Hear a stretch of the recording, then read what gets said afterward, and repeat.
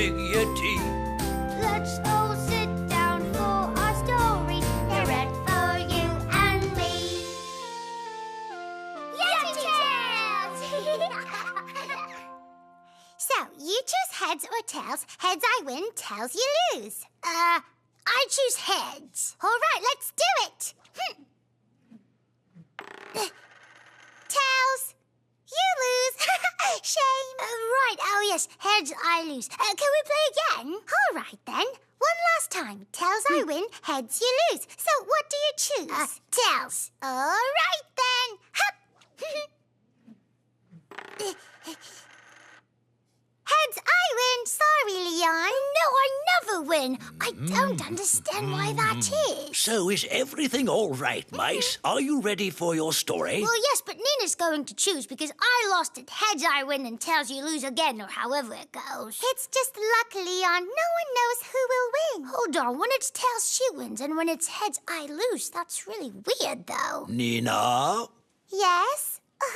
Right then, so my book is, I choose this one. Oh, yes, luckily that's the one I sort of wanted too. Well, perfect. That way everyone is happy. So, are you ready for the Camel on Route 66? Oh, yes, yes, our story. My story begins. Route 66 by Frederick Marais. Whoa, what a big skeleton head. In 1848, following a 2-year war with Mexico, the United States expanded west across vast terrains. Brave pioneers in search of a better life began to venture out into these new lands. They left the east coast of America and set out to conquer the west, the lush and promising California prairies. What does that mean, Yetili? It's actually not simple. So you see, this is the United States, and they won the war against Mexico. That means they conquered new lands, and some Americans decided to go and settle there. Oh, yes, I sort of understand. Oh, Native American arrows. But before reaching the California dreamland, the men had to cross hostile deserts, vast and wild expanses with no paths across them. Unexplored territories in which many brave pioneers got lost and perished. So didn't they have a map? Nina, this is the first time any of these men have been here. Oh, my goodness. So how will they know which way to go? Well, that is the whole nub of this story. A young lieutenant who held a fascination for the Middle East suggested using camels.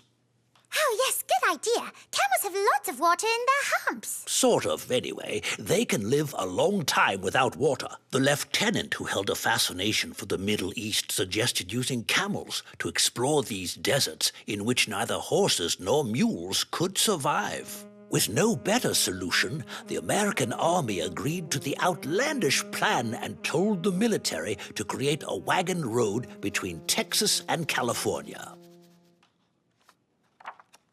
The lieutenant bought around 30 Arabian camels and hired a handful of camel drivers from the Ottoman Empire to lead the beasts. One of these men was particularly skilled at getting the fickle, spiteful creatures to follow orders and became the head camel driver and expedition scout. The soldiers found his name impossible to pronounce, so called him High Jolly. It's a shame we can't see his face. That's how people in the desert protect themselves from sun and sand. High Jolly taught the soldiers to be wary of camel bites, to tolerate their terrible smell, and to use singing as a way to guide the animals who strictly paced themselves to the rhythm of their camel driver's song. Across the burning sands of the American West, the camels proved just what they were capable of. They could survive a week without drinking, eat the toughest thorns, and quench their thirsts at a fetid puddle of water that no one would even wish to step in. Do they actually eat thorns? Not sure I would survive in the desert in the name of a candied chestnut. We'd be all dried out. Faster than mules and hardier than horses, the camels grew in the soldiers' esteem day by day. High Jolly even claimed that the beasts were completely immune to rattlesnake bites. Rattlesnake bite. But rattlesnakes don't even bite. Oh, but Leon, they do bite. They're a very dangerous type of snake. What? The expedition followed the course of the Rio Grande, crossed New Mexico and Arizona, and then, to everyone's amazement, the camels swam across the Colorado River. Nothing seemed to stand in their way. No one really knew whether the Native American tribes were most taken aback by the brave camels' exploits, or the soldiers' cacophonous singing, but they never dared attack the expedition. You see, Leon, even the Native Americans are impressed by the camels. After 2,000 kilometers of adventures across the wildest terrains the American West had to offer, the expedition arrived in California, near Los Angeles. So where exactly is that place? Oh, wait, there's a map at the back. Here, look. All of this is the United States. They left from here, and they traveled to here. That's 2,000 kilometers? It's nothing. Yes, it doesn't look far, but it is really far, and it's across desert as well. Is it as far as going to the moon? Not that far, but it is a long way, especially on camelback. Right. So where was I? Oh, yes, here.